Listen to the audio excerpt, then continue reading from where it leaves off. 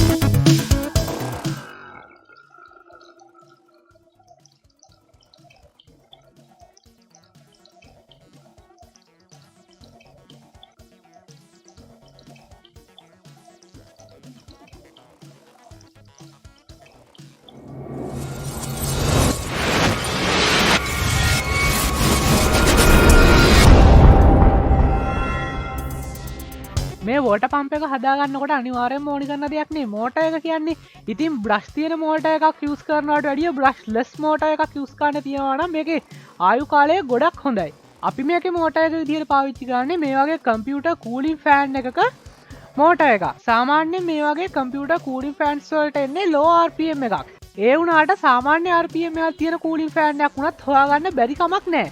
මට නම් ඒ වගේ ෆෑන් එකක් හම්බ වුණා. ඔයාලට ඒ වගේ ෆෑන් එකක් හොයාගන්න බැරි වුණොත් සාමාන්‍ය VG එකක හරි එහෙම නැත්නම් CPU එකක වගේ ෆෑන් එකක් වුණත් මේකට යූස් කරන්න පුළුවන්.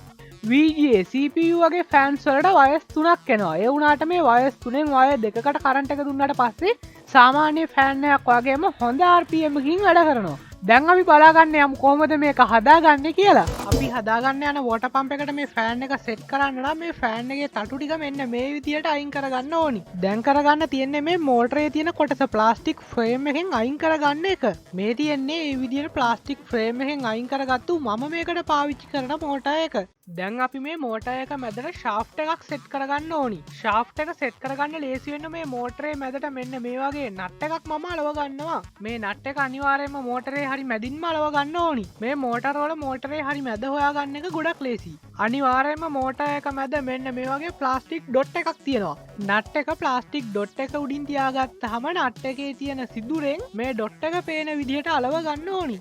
මේකට නට් එකක් තෝරගන්නකොට මේ වගේ බටයක් ඇතුලෙන් දාගන්න පුළුවන් ප්‍රමාණය සිදුරක් තියෙන නට් එකක්ම තෝරගන්නත් අමතක කරන්න එපා.